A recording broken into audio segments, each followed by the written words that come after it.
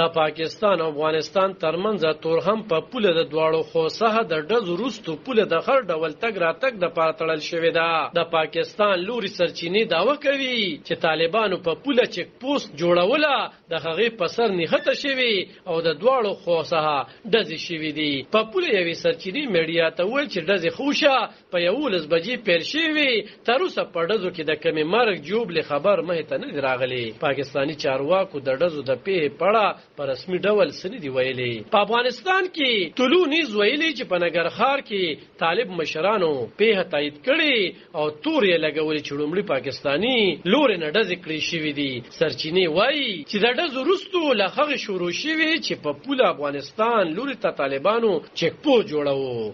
د سیمې نه یو خبریال پر چینواري وایي چې ځایي خلکو ورته ویلي چې په پوله پاکستاني لوري ته ځایي خلکو ته ویل شوي چې آبادي خالي کړي، خو په رسمي ډول چارواکو په دغه اړوند څه نه دي ویلي.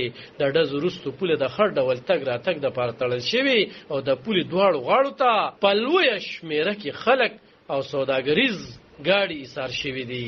د تورخم ترڅنګ د افغانستان او پاکستان په پوله د تګ راتګ په لار او نورو سیمو کې وخت په وخت داسې پیښې کیږي او د هغې وروسته تګ راتګ لارې تړل کیږي.